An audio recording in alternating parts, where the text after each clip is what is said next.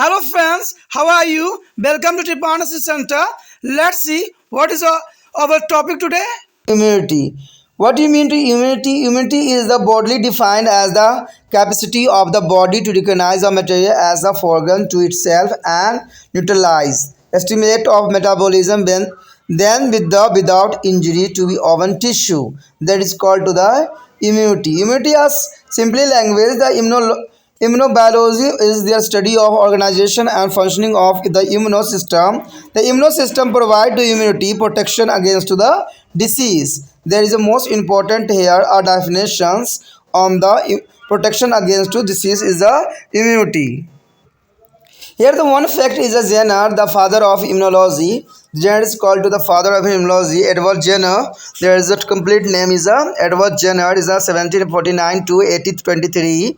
Is a considered to be a father of modern immunology, and is a demonstrated is that is the inclusions of cowpox is a crust afforded to the protection of a human against to the smallpox. He observed that is a milkmaid who has recovered that a cowpox is never to contracted with the disease smallpox. Another there is the name of vaccines for Latin words Veka. Veka for the cow is a name with into the belong to the a milkmaid, and there is a vaccination individually be a protect from to small virus. There is smallpox virus. Such a protection give them that is called the immunity.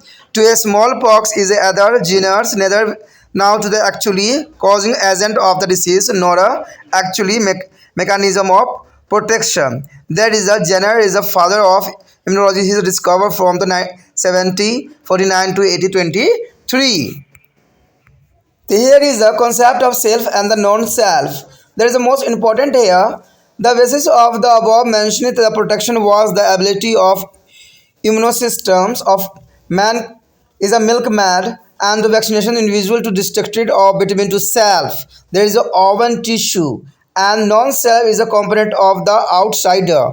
The smallpox virus is this is the context and that individual induced the is a psychologically is response immuno response is substance that are different from to self component. For example, on immuno response is a individual induced against the pathogen here is a bacteria virus fungi and the parasite. There is a different types of pathogen here is a bacteria virus fungi and parasites attacking to the body of host. That is the most important. Let's now to learn about the different way which the body defect itself from to the pathogen and other harmful substance. दोस्तों यहाँ पर जो बात आया है प्रतिरक्षा यानी immunity की बात आ रही है प्रतिरक्षा तंत्र की। देखिए ये प्रतिरक्षा तंत्र से तो आप भली भांति परिचित ही होंगे।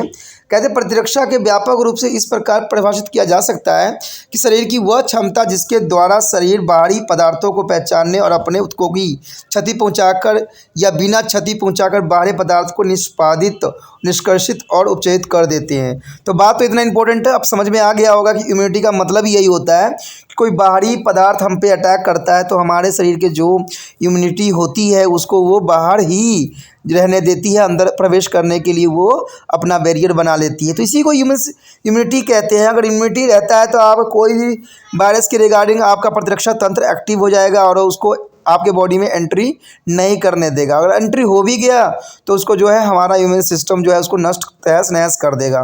तो ये काफ़ी इंपॉर्टेंट बात है। तो इसी को हम इम्यूनिटी कहते हैं या इसी को इम्यूनिटी क्षमता भी कह सकते हो, जिसमें निष्प्रभावित कर देती है, निष्क्रिय कर देती है, उपचयित कर देती है। तो ये तभी संभव होता है जब व्यक्ति का ह्यूमन सिस्टम तगड़ा हो, ह्यूमन सिस्टम में पूरी तरह की जो है पावर हो।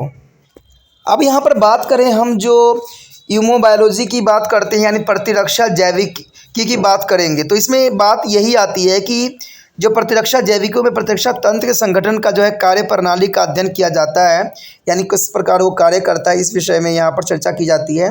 प्रतिरक्षा तंत्र रोगों के लिए प्रतिरक्षा रोगों से बचाव प्रदान करता है। तो देखिए प्रतिरक्षा तंत्र जो होता है हमारे अंदर बॉडी जो बीमारी होती है उससे बचाव के लिए ये काफ़ी कारगर सिद्ध होती है। तो ये काफ़ी इंपॉर्टेंट यहाँ बात रखता है।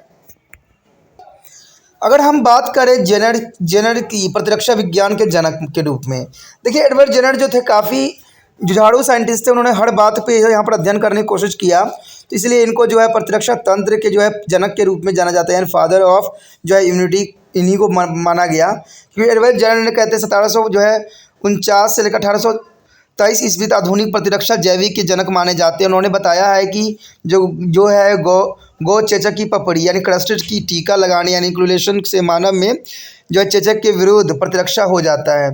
तो देखिए ये बात काफ़ी इंपॉर्टेंट भी उन्होंने बताया था। उन्होंने देखा कि अगर ग्वालियन से एक बार गौ चेचक संक्रमण हो जाने के बाद स्वस्थ हो गया है तो उन्हें कभी भी चेचक का संक्रमण दोबारा नहीं होता है। तो ये तो बहुत इंपॉर्टेंट बात उन्होंने बताई थी कि अगर चेचक किसी को एक बार हो गया है तो दोबारा जो है नहीं होता है। कारण ये होता है कि वो पहले जो उसको पहली बार हुआ है तो उसका ह्यूमन सिस्टम जो है उसको रिकग्नाइज कर लेता है, पहचान लेता है, और दूसरी बार वही बीमारी उस पर अटैक करता है तो वो उसको होने नहीं देता है, क्योंकि उसकी ह्यूमन सिस्टम तगड़ी होती है, तभी ये कंडीशन पैदा होता है। कई बार तो देखने को मिला है कि अगर स्मॉल पॉक्स हो या काऊ पॉक्स हो तो ये दोबारा भी हो जाने के चांसेस बढ़ जाते हैं, लेकिन तब होते हैं जब उनके ह्यूमन सिस्टम कमज़ोर हो। तो ये बात बहुत इंपॉर्टेंट रखता है कि ह्यूमन सिस्टम जो होती है इन सब बातों पे डिपेंड करती है। ठीक है, तो इसी बात को जो है जेनर ने जो है प्रतिरक्षा तंत्र के में पूरी बात को जो है दृष्टिगोचर रखा था। कहते हैं अंततः गाय के लिए प्रयुक्त लैटिन शब्द वैका से वैक्सीनेशंस यानी टीकाकरण शब्द प्रचलित हुआ है। ग्वालिन्स का टीका लगाए गए व्यक्ति चेचक के संक्रमण से बचे रहे। इस सुरक्षा में उन्हें चेचक के विरुद्ध असंक्रमण प्रदान की दापी जेनर की न तो इस रोग से वास्तविक कारक के बारे में कोई जानकारी थी और न ही सुरक्षा प्रणाली कोई ज्ञान था।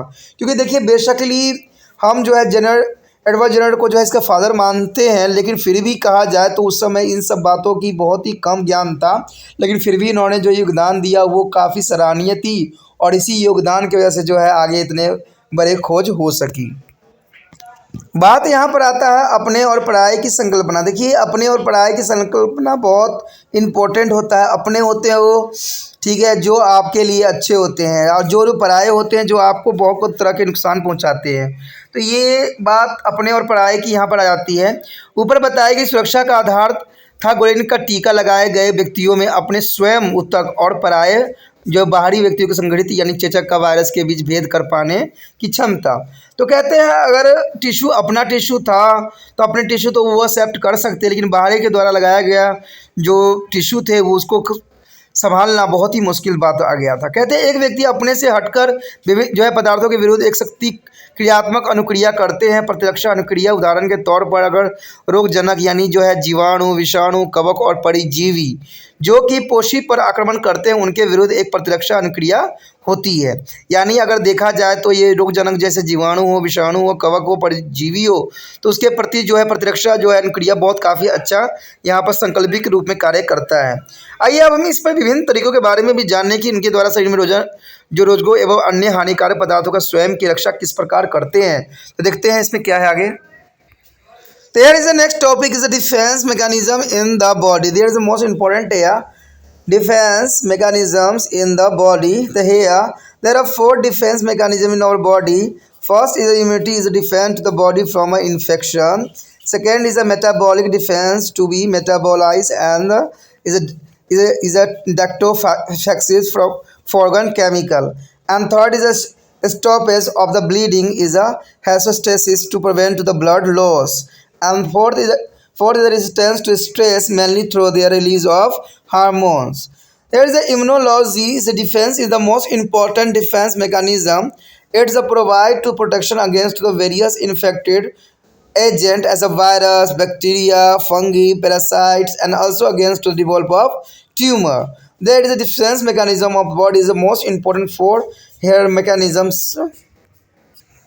And there is the immunological defense serves on 3 main functions here. So there defense against the microorganism and recognize and destructed of the mutant cell surveillances, and here third is the removals of damaged and non-functioning cell to maintain a normal state of homeostasis. There is the most important is the surveillance here and defense to the microorganism. There is the immunological defense serve of the main function here.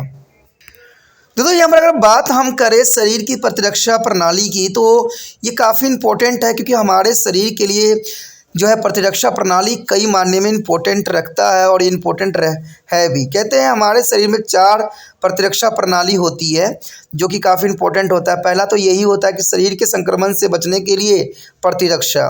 दूसरी यही होती है कि बाहरी रसायनों के उपचार के जो है निराविषीकरण के लिए उपचारी सुरक्षा प्रदान करना। दूसरा जो होता है रक्त स्वास्थ्य थमना यानी हीमोस्टेसिस। हीमोस्टेसिस हो या रक्त स्तंभ हो, यह स्तंभ जो है रोकना या रुकना, जिससे रक्त की हानि नहीं होती है। अगर देखा जाए तनाव के विरुद्ध जो है प्रतिरोध मुख्यतः हार्मोन के जो है निश्चित होने से ऐसा होता है। अगर इस प्रकार प्रतिरक्षा प्रणाली सबसे महत्वपूर्ण सुरक्षा प्रणाली है तो यह अनेक संक्रमण कारकों के विरुद्ध प्रतिरक्षण प्रदान भी करता है। जैसे कि आपको पता ही है कि विषाणुओं, कवकों, परजीवियों के विरुद्ध और साथ ही अब्दुल एक प्रकार के जो है रसौदी ट्यूमर वृद्धि के विरुद्ध भी इसका जो है महत्वपूर्ण यहाँ पर कार्य रखता है। तो ये जो है प्रणाली काफ़ी इंपॉर्टेंट है, जिसको 4 रूप में यहाँ पर प्रतिपादित किया गया है। बात अगर हम यहाँ पर करें प्रतिरक्षा सुरक्षा प्रणाली की 3 मुख्य कार्य के विषय में, तो ये तो आपको पता है कि पहला कार्य तो इसका यही होता है कि सूक्ष्म जीवों की से प्रतिरक्षण, यानी सूक्ष्म जीव जो होते हैं माइक्रो ऑर्गेनिज्म, उसका जो है प्रतिरक्षण करते हैं। तो अगर वो नहीं करेंगे तो वो हमारे शरीर को काफ़ी हद तक बीमार करने के लिए पर्याप्त होते हैं। दूसरी बात तो यही आता है कि उत्परिवर्तित कोशिकाओं की पहचान व विनाश, क्षतिग्रस्त एवं अकृत्रिम कोशिकाओं का निराकरण द्वारा सामान्य स्थिति बनाए रखना और समस्थापन की समवस्था जो है हेमोस्टैसिस में किया जा सकता है।